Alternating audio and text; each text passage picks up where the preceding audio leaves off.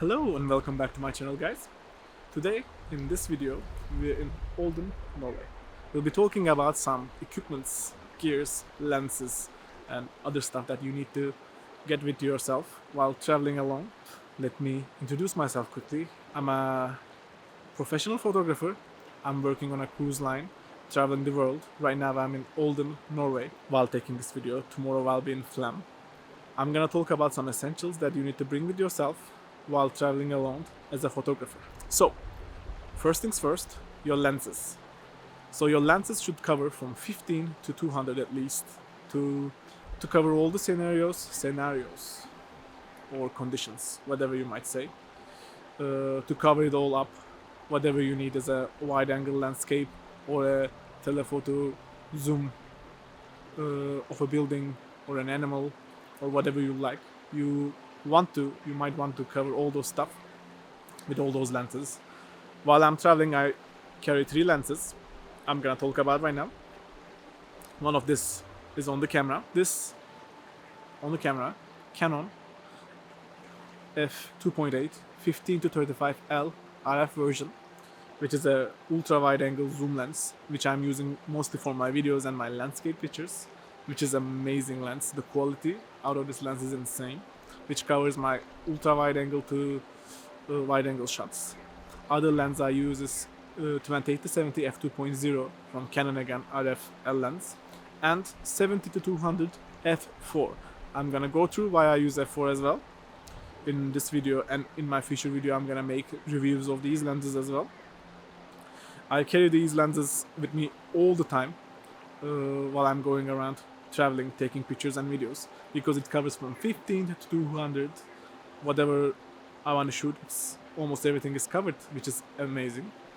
And the second thing I grab with me is my filters. Oh my god, I cannot tell you how essential these filters are. They are your lifesavers, mostly on videos, on your pictures as well, whatever you want to do. Right now I'm using a variable ND filter on this lens, which, as you can see, I can change the light that goes to the camera through the lens, which helps me out with my videos to get more smoother footage. But in this case, what I'm talking about is a photography wise.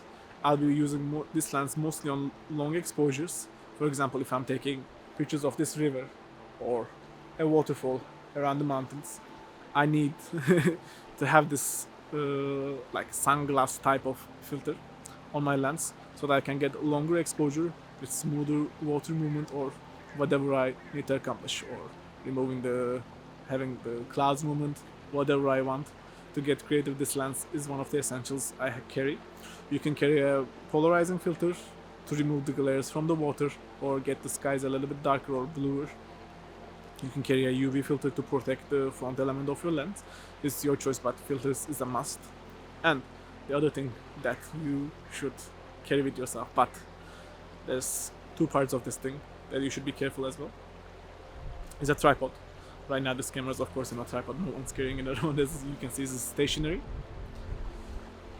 Tripod is the second most important thing after the lens of the camera, of course, that you should carry around.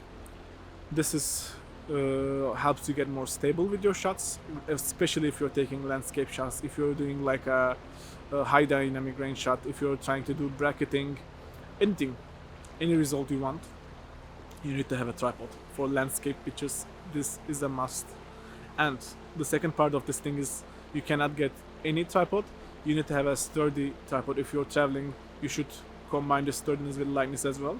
Right now I'm using Manfrotto B3 as my travel tripod. It's around this size when it's closed, which is not too heavy as well, which I put it on my back, or my backpack, not on my actual back. I mean, it's on my back with my backpack, but you get the point.